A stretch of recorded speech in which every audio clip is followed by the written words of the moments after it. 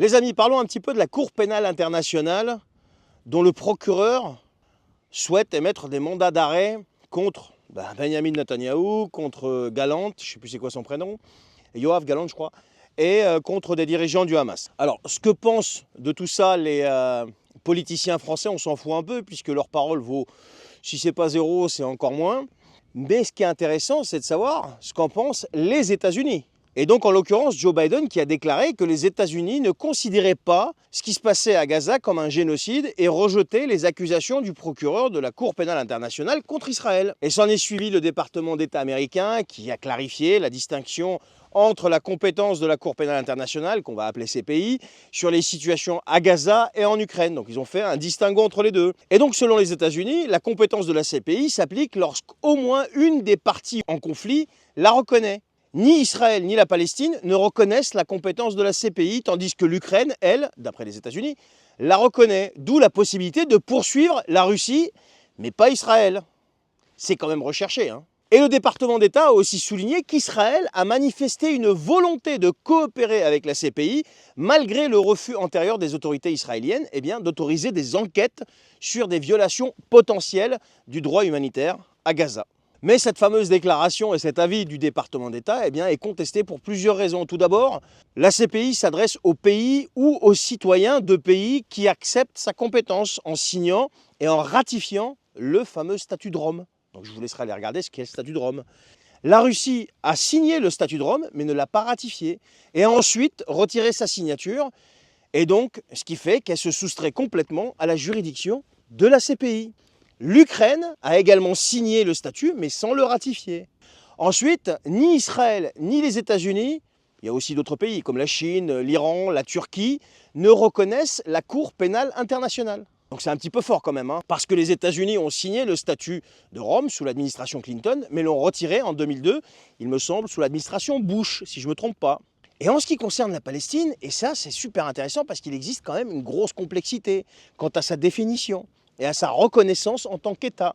Calmez-vous, pourquoi je vous dis ça? Parce que la Russie, elle, reconnaît la Palestine comme État, Israël et les États-Unis, eux, ne la reconnaissent pas. Et de 2002 à 2014, la Cour pénale internationale estimait impossible de reconnaître la compétence de l'autorité palestinienne parce que le statut de Rome s'applique aux États souverains. Donc vous imaginez le truc. Et en 2015, la CPI a changé de position et l'autorité palestinienne a reconnu la Cour pénale internationale. Mais la situation à Gaza est encore plus compliquée. Parce que bien que l'autorité palestinienne, dirigée aujourd'hui par Mahmoud Abbas à Ramallah, donc en Cisjordanie, ait reconnu la CPI, les groupes armés comme le Hamas, qui contrôlent Gaza, eux ne sont pas reconnus par l'autorité palestinienne. Et aujourd'hui sont considérés comme des entités illégales. Parce que le Hamas avait pris, rappelez-vous, le pouvoir un petit peu par la force quand même. Même s'il y a eu des élections, etc. Mais il n'est pas reconnu totalement par l'autorité palestinienne. Pourquoi? Parce qu'aujourd'hui, vous avez deux gouvernements. Il y en a un à Gaza et il y en a un en Cisjordanie. Donc en conclusion, bien que l'autorité palestinienne puisse théoriquement saisir la Cour pénale internationale, Israël et ses citoyens, y compris les responsables politiques, ne sont pas sous la juridiction de la Cour pénale internationale. C'est pareil pour l'Ukraine et la Russie. Ni l'Ukraine, ni la Russie, ni même les États-Unis ne reconnaissent la Cour pénale internationale, ce qui rend toute action judiciaire entre toutes ces entités, selon le droit de la CPI elle-même, non recevable. Voilà. Donc pour en revenir à cette histoire de mandat d'arrêt, si je devais utiliser un seul mot pour le qualifier, c'est tout simplement du flan, comme pour Poutine. Et donc maintenant, j'aimerais bien revenir un petit peu quand même sur ce qui est en train de se passer autour de la Macronie, autour du fait que la France appuie la décision du procureur de poursuivre, etc., etc., etc. Les amis, je viens de vous démontrer que c'est du flan. Bien sûr que Macron va approuver, il y a des élections bientôt, il a peur d'un chaos total en France, il a peur de dire le contraire, bien sûr qu'il va approuver. Un, parce qu'il ne veut pas que ça s'embrase avant les JO, et deux, il veut éviter de se faire toller aux élections, même si ça va lui arriver. Donc il y a tout un tas de trucs derrière tout ça. Ne croyez pas une seule seconde que tout ça va aller jusqu'au bout. Et pour les gens qui ont un petit peu la mémoire courte, donc je parle pour toute la classe politique de gauche comme de droite, qui viennent expliquer que c'est bien parce que la position de la France est claire, d'appuyer, blablabla, arrêter le génocide, machin. Bien sûr, si c'était porteur de quelque chose, oui, à 200%.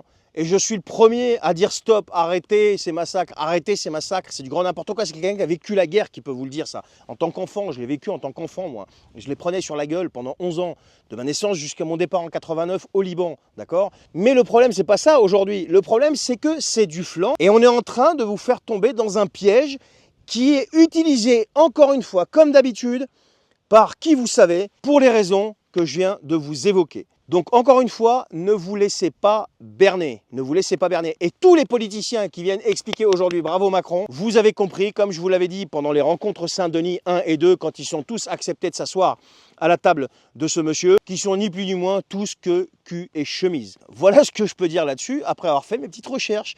Donc si jamais je me suis planté, merci de me le dire.